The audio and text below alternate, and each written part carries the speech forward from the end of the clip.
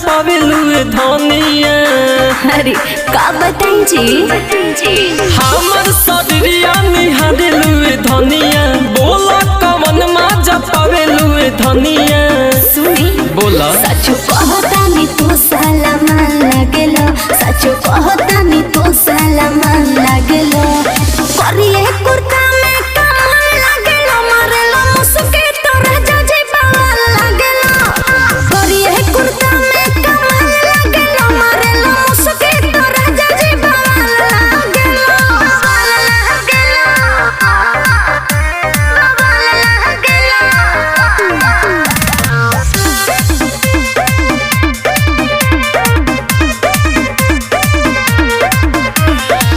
खाना पीना काहे नहीं करतरू। अच्छा हमारा पखाली जानू मारतरू।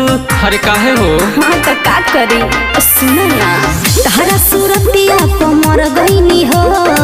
छुड़ेलो जहिया से तर गईनी हो बुझला। जब बुलेट के शीशा में बाल झारेलो। जब बुलेट के शीशा में बाल झारेलो। करिए कुर्ता में कमाल लागेलो। मारेलो मुसके तो राजा जी बावल लागेलो। करिए कुर्ता में कमाल लागेलो। मारेलो मुसके तो राजा जी बावल लागेलो।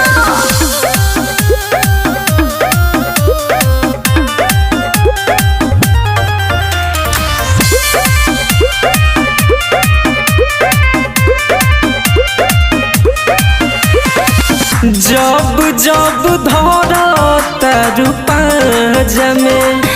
राजा भी खुश बड़े माजमे।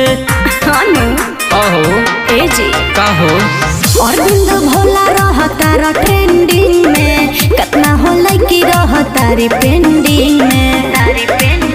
हमर पिया तो सचो नैनीताल लागेलो। हमर पिया तो सचो